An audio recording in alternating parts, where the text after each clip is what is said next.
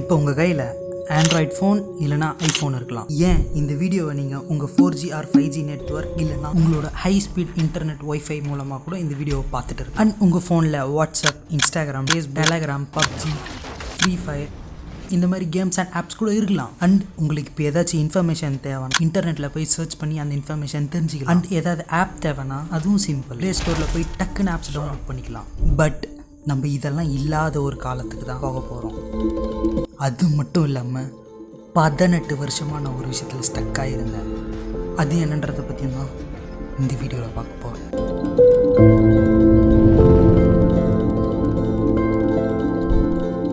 2005 நான் 2000 பிறந்த ஒரு ஏர்லி 2K கிட். அப்போ எங்கள் அப்பா கிட்ட ஒரு ஃபோன் இருந்தது, அதுதான் நோக்கியா. அண்ட் அந்த டைமில் எங்கள் அப்பா கிட்ட மட்டும் நோக்கியா ஃபோன் இல்லை, பெரியப்பா, பெரியம்மா, தாத்தா, பாட்டி, மாமா அப்படின்னு எங்கள் ரிலேட்டிவ்ஸில் எல்லார்கிட்டையுமே நோக்கியா பிராண்ட் மொபைல் தான் இருந்துச்சு. ஐ எம் டேம் ஷுர் நீங்களும் அந்த பீரியடில் இருந்திருந்தீங்க. சொந்த ஃபேமிலியிலையும் உங்கள் ரிலேட்டிவ்ஸ்கிட்டையும் கண்டிப்பாக இருந்திருக்கும். பிகாஸ் அது ஒரு நோக்கியா ஏரா.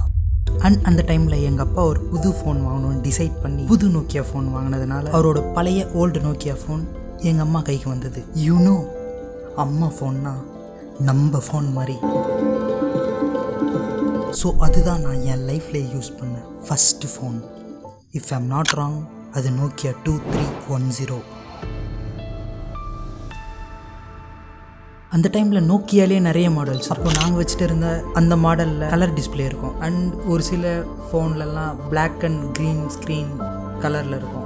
ஸோ அதெல்லாம் கம்பேர் பண்ணும்போது அந்த கலர் டிஸ்பிளே ஃபோன் நம்ம கையில் இருக்கிறது யோசிச்சா நமக்கே கொஞ்சம் கெத்தாக இருக்கும். அஃப்கோர்ஸ் அந்த டைம்லேயே நிறைய அப்கிரேடட் ஃபோன் எல்லாம் இருந்துச்சு. பட் அப்போ எனக்கு அது கெத்தாக தான் இருந்தது. அது மொக்க ஃபோனாகவே இருந்திருந்தாலும் அந்த ஃபோனில் கேமரா இருக்காது, மெமரி கார்டு இன்சர்ட் பண்ணுற ஆப்ஷன் இருக்காது, அண்ட் டியூவல் சிம் போட ஸ்லாட்ஸ் இருக்காது, சிங்கிள் சிம் தான் போட்டு யூஸ் பண்ண முடியும். அண்ட் நம்பர் ஆஃப் டைம்ஸ் எத்தனை வாட்டி கீழே போட்டாலும் அவ்வளோ சீக்கிரம் டிஸ்பிளே உடையாது. அண்ட் நான்லாம் எத்தனையோ முறை கீழே போட்டிருக்கேன், எதுவுமே ஆனதில்லை. And most importantly battery 4 to 5 days வரும். அண்ட் ஒரு வாட்டி ஸ்விட்ச் ஆஃப் பண்ணி ஆன் பண்ணும்போது ஒரு பேக்ரவுண்ட் சவுண்டோட கை கொடுக்குற மாதிரி நோக்கியா லோகோ வரும்.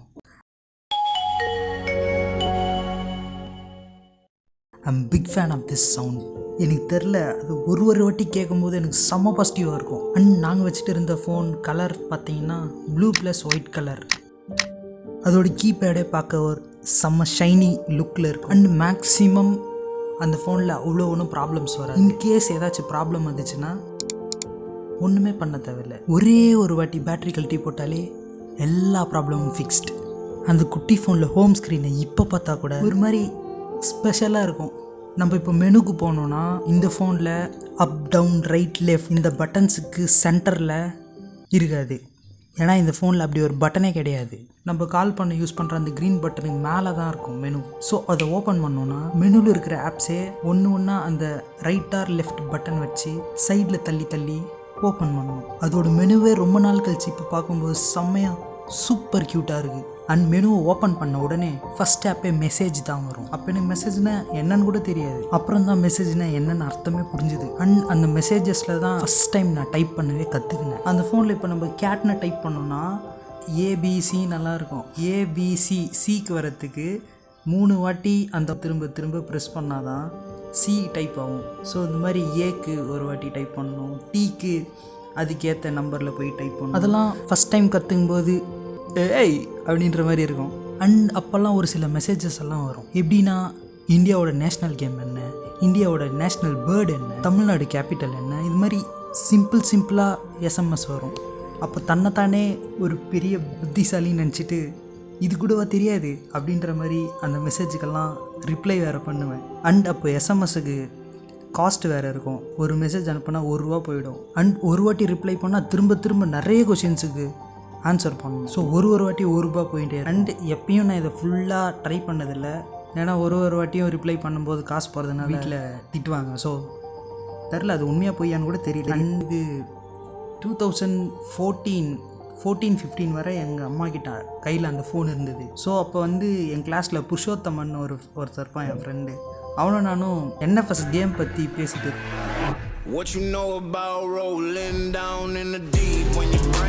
ஸோ ஒரு வாட்டி பிளாக் லிஸ்ட்டு முடிக்கும்போது blacklist 12 completed, blacklist 11 completed அப்படின்னு ஒரு வாட்டி மெசேஜ் அனுப்பி அவனுக்கு இன்ஃபார்ம் வேறு பண்ணுவேன். And sent item, inbox, delete messages அப்படின்னுலாம் இருக்கும். ஃபஸ்ட் டைம் பார்க்கும்போது ஒரு மாதிரி செம்மையாக இருந்துச்சு. அதெல்லாம் லைஃப்பில் ஃபஸ்ட் டைம் அதெல்லாம் தெரிஞ்சுக்கும் போது இப்படியெல்லாம் இருக்கா அப்படின்னு. அண்ட் கான்டாக்ட்ஸ்னு ஒரு ஆப் இருக்கும். அதில் நம்ம கான்டாக்ட்ஸ் நம்பர்லாம் சேவ் பண்ணி வச்சுக்கலாம். அண்ட் அதுக்கு எத்தனை நம்பர் சேவ் பண்ணுன்ற அதுக்கே ஒரு லிமிட் ஒன்று இருக்கும் அப்போது. அண்டு சம்டைம்ஸ் எங்கள் அம்மா ஃபோனில் நான் நோட் பண்ணது என்னென்னா சேம் நம்பரே டூப்ளிகேட்டாக வேறு மாறிடும். ஸோ அதெல்லாம் உட்காந்து ஒரு வாட்டி நான் டெலீட் பண்ணிகிட்டு இருப்பேன். அண்டு கால் ரெஜிஸ்டர்னு ஒரு ஆப் இருக்கும். அதெல்லாம் ரிசீவ்டு கால்ஸ், மிஸ்டு கால்ஸ், எவ்வளோ நேரம் பேசணும் அப்படின்ற கால் டியூரேஷன் இதெல்லாமே இருக்கும். அஃப்கோர்ஸ் இதையும் பார்க்கும்போது ஃபஸ்ட் டைம் தெரிஞ்சுக்கும் போது இதெல்லாம் கூட அசஸ் பண்ணி பார்க்கலாமா அப்படின்ற மாதிரி ஒரு ஹேக்கர் மாதிரி ஃபீல் ஆகும் நமக்கு. எனக்கு ஃபீல் ஆச்சு அப்படி. அப்புறம் செட்டிங்ஸ் ஒரு மாதிரி எனக்கு ஃபேவரட்னு கூட சொல்லலாம். டோன் செட்டிங்ஸ், ரிங்டோன் எல்லாம் போய் செட் பண்ணலாம். அதில் ஒரு ரிங்டோனும் வச்சு பார்க்கும்போது அப்போ இருந்த ரிங்டோனை நான் இப்போது மறுபடியும் போய் கேட்டப்போ லிட்ரலி வைப் பண்ணேன் நான்.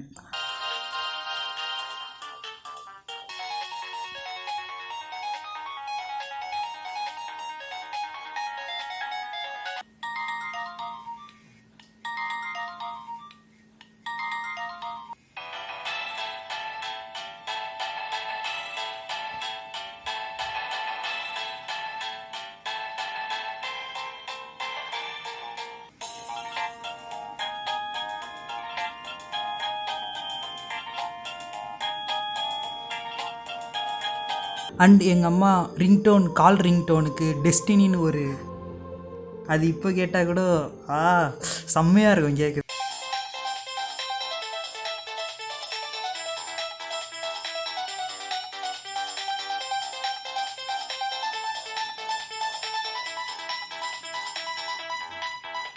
அண்ட் அந்த ஃபோனில் தான் ஃபஸ்ட் டைம் அலாரம் எப்படி வைக்கிறது அப்படின்னு கற்றுக்கினேன். அண்ட் அப்போ ரிமைண்டர்னு ஒரு ஆப் இருந்துச்சு. இப்போ பார்த்தா தான் ரிமைண்டர்னால் என்னன்னே புரியுது. அப்போ ரிமைண்டர்னால் வேறு என்னமோ நினச்சிக்கினேன். அந்த ஃபோன்லேயே ரிமைண்டர்லாம் இருந்துச்சா அப்படின்ற மாதிரி ஷாக்காக இருக்குது இப்போ எனக்கு. அண்ட் இப்போ இந்த வீடியோ மேக் பண்ணின்னு இருக்கும்போது தான் திடீர்னு ஒரு விஷயம் ஞாபகம் இருக்குது. எந்த ஆப்பு இல்லை எந்த செட்டிங்ஸ்ன்னு எனக்கு சரியாக தெரியல.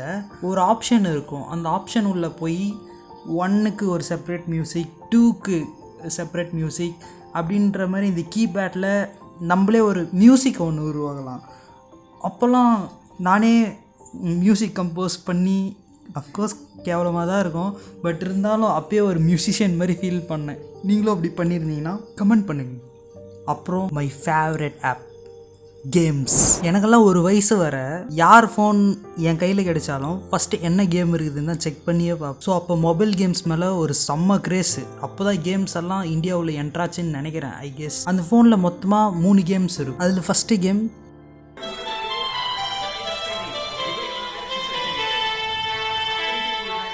மேனேஜ். அந்த கேம் சத்தியமாக எனக்கு இப்போ வர என்னன்னே தெரியல. ஏதோ ஆக்டிவிட்டீஸ் மாதிரி இருக்கும், அந்த ஆக்டிவிட்டீஸ் முடியணும். இல்லை இது ஒரு கேமா? அப்போல்லாம் இது கூட எனக்கு தெரியாது. அதில் ஏதோ டோரான்னு ஒரு கேரக்டர் இருக்கும். எனக்கு ஞாபகம் வரதை நான் இப்போ சொல்கிறேன். அதில் ஓகேன்னு கொடுப்பேன். அது பாட்டு மியூசிக் ப்ளே ஆகும். அதுக்கு மேலே என்னன்னே புரியாது அந்த கேம். அப்போ எனக்கு அது ஒரு போரிங் கேமாக தான் நான் கன்சிடரே பண்ணேன். Second game nature park. மேலே இருந்து பால்ஸ் ஃபால் ஆகும். அதோட கலர் வந்து 3 கலர்ஸ் சேமாக இருந்துச்சுன்னா பாயிண்ட்ஸ் கிடைக்கும் நமக்கு. ஸோ அது ட்ராப் ஆக இது ஃபுல்லாகாமல் பார்த்துக்கணும். ஸோ மேலே இருக்கிற அந்த பால்ஸ் கீழே இருக்கிற பால்ஸோட கலர் 3 கலர் சேம் கலராக மாற்றுற மாதிரி நம்ம கீபேடில் இருக்கிற அந்த பட்டன்ஸ் வச்சு மாற்றிட்டே இருக்கணும். ஸோ 3 கலர் மாற்றணும்னா பாயிண்ட்ஸ் ஏறும். So at the time 3 colour same means point increase ஆகும் அண்ட் பால் டிசைப்பேர் ஆகும். டவுன் பட்டன் அழுத்தினா அந்த பால் சடனாக ஃபால் ஆகும். அண்ட் அடுத்தடுத்த லெவல் வரும்போது அங்கே இருக்கிற கேரக்டர்ஸும் சேஞ்ச் ஆகும். அண்ட் பால்ஸ் நிறைய குவிய ஆரம்பிக்கும் போது அந்த கேரக்டர்ஸ் ஷாக் ரியாக்ஷன் கொடுக்கும்.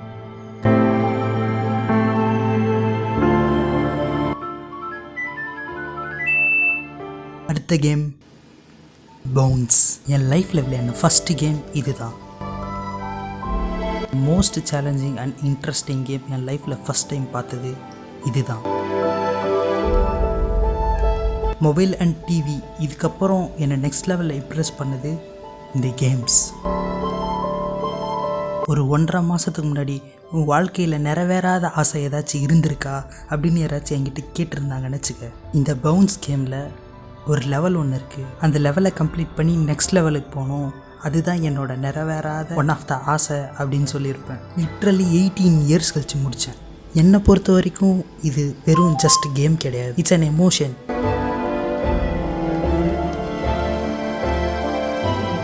இந்த பவுன்ஸ் கேம் பற்றி இன்னும் நான் டீட்டெயிலாக பேசணும்னு ஆசைப்பட்றேன். நெக்ஸ்ட் வீடியோவில் பார்க்குறேன். பாய்.